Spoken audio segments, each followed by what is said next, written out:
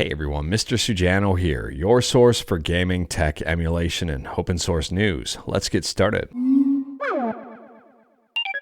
Alright, we'll kick things off talking about Nintendo Switch emulation on Android and iOS with Ryujinx. I bet you didn't see that coming. Now, there were a lot of quiet rumors in the past that the Ryujinx development team was working on an iOS version and an Android version, but now that has been officially confirmed. As exciting as this is, there are a few things worth pointing out. Number one, there is no set timetable for release. The developers are working on these things, both on iOS and Android, and it's going to take time. You're not going to see this release in a week, probably not in a month, maybe not even in 2024. As soon as I know more about the release date, you'll know more. And that brings me into point number two. If you see a .ipa or .apk file floating around saying it's Ryujinx, chances are it's 100% fake. Not from the official Ryujinx team, and possibly even malware, so be careful. For anything official from the Ryujinx team, you're going to find the file in one of three places: on their Discord, on their website, or on their GitHub. And that brings me to my third point, which is kind of just a reiteration of the first point. Be patient. This is extremely exciting, but please don't bug the developers asking when it's going to release. It'll release when it's ready, and as soon as I know more, you'll know more. Honestly, for 2024, Switch emulation is shaping up nicely for Android. I mean, we've got Yuzu making massive strides forward, Ryujinx in development, and Strato on the verge of release. This is absolutely amazing here, and I guess it's going to be good for iOS as well. And speaking about things in development, next up here we're talking about Nintendo 3DS emulation on PC and Android with Mikage. And if you're in Germany, you may be able to see this emulator in action. So Mikage just recently tweeted this out. At 37C3 this week and want to see Mikage in action? Come meet us at the Dolphin Emulator and Friends Assembly. 37C3 stands for Subscribe to Mr. Sujano, or the 37th Chaos Communication Congress, depending on how you want to interpret that. This event is being held in Hamburg, Germany from December 28th to the 30th. It's almost over, but at the same time here, if you're in Hamburg, check this thing out and let me know how it is. Next up, we're talking about Slay the Spire, a very popular indie game, and if you play the fan-made Downfall expansion, you may want to pay attention to this. For reference here, Downfall, a Slay the Spire fan expansion, is available right on Steam. It's 100% free, and it was hacked, and not in a good way. The entire note of this is up right on Steam, and I'll drop a link to it in the description below, and I do recommend checking it out if you use this expansion. As it stands right now, Downfall has been updated and everything should be okay, but their Discord account remains compromised. They say that the breach window was roughly 1:30 to 2:30 p.m. Eastern Standard Time on December 25th, Christmas.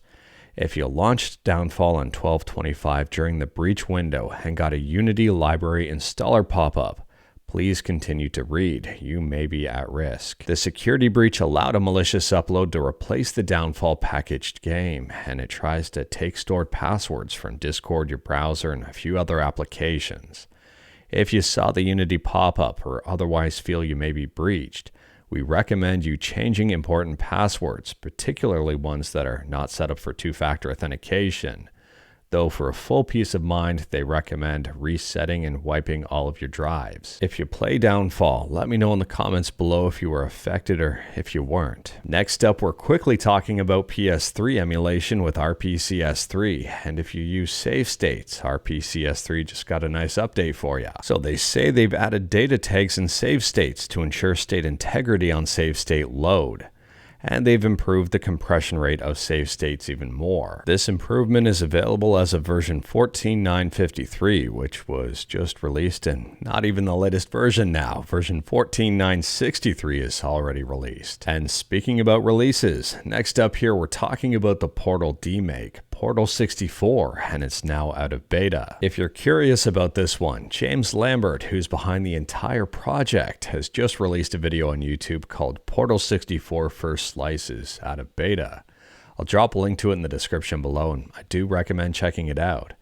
It's got some gameplay footage and a lot of very interesting information. Included in the video description is a link to a custom Portal 64 ROM patcher, I guess if you wanted to play First Slice for yourself.